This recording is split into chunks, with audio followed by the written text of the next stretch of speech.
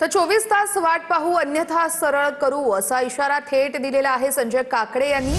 सुनेत्र पवार यांच्यावरील गुंगी गुडिया टीकेनंतर काँग्रेसला इशारा देण्यात आलेला आहे। पवारांचा सुनेबद्दलचा आदर आता कुठे गेला असा सवालही काकडे उपस्थित करतात।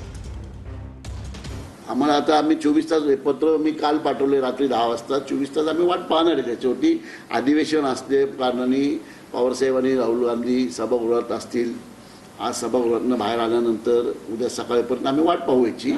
नंतर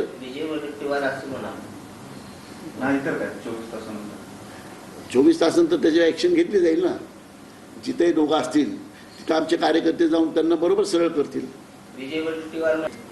जे काँग्रेस महिलांना सक्षमीकरण म्हणून संबोधतं, जी राष्ट्रवादी आज शरद पवार गट की जे महिलांना 50% आरक्षण दिला असं जाहीर करतो त्यांनी दिलेलं होतं। त्यांनी पवार साहेबांना महिलांबद्दल जो आदर होता तो आदर कुठे गेलाय?